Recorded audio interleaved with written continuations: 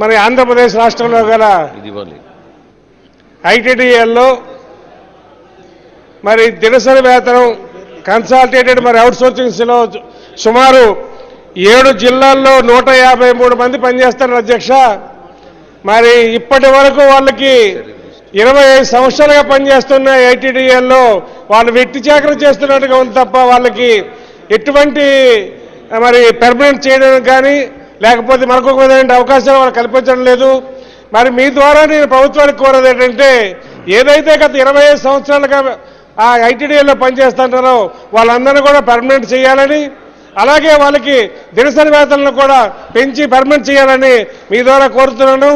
అలాగే మరొక ముఖ్యమైన విషయం ఏంటంటే ఇది వేరే శాఖకు సంబంధించిన అధ్యక్ష, ఇరిగేషన్ సంబంధించి అధ్యక్ష 2007లో వంశధార నదికి మరి మాతల పెనుగోటివాడ మధ్యన ఒక గండి కొట్టింది అధ్యక్ష.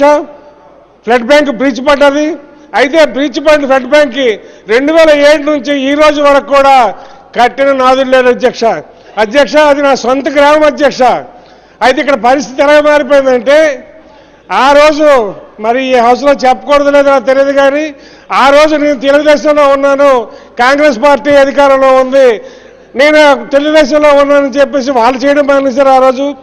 ఈ రోజు నేను తెలుగుదేశం పార్టీ అధికారంలోకి వచ్చింది, నేను వైఎస్ఆర్ కాంగ్రెస్ పార్టీలో ఉన్నాను, వీళ్ళు కూడా చూడడం మానేశారు అధ్యక్ష. అధ్యక్ష మీ ద్వారా నేను గౌరవ సభ్యులకి అలాగే గౌరవ మా మంత్రి గారికి ముఖ్యమంత్రి గారికి కూడా నేను కోరేది ఏంటంటే మా నాయకుల దృష్టి పెట్టుకోవడం కాకుండా ఆ గ్రామంలో ఆ ఏరియాలో ఉన్న ప్రజల్ని గుర్తించి వాళ్ళకి న్యాయం చేయాలని, వాళ్ళకి ఆ గట్టు కట్టి ఆ గ్రామాన్ని ఆ ప్రజల్ని కాపాడాలని మీ ద్వారా నేను గవర్నమెంట్ కోరుతున్నాను అధ్యక్ష.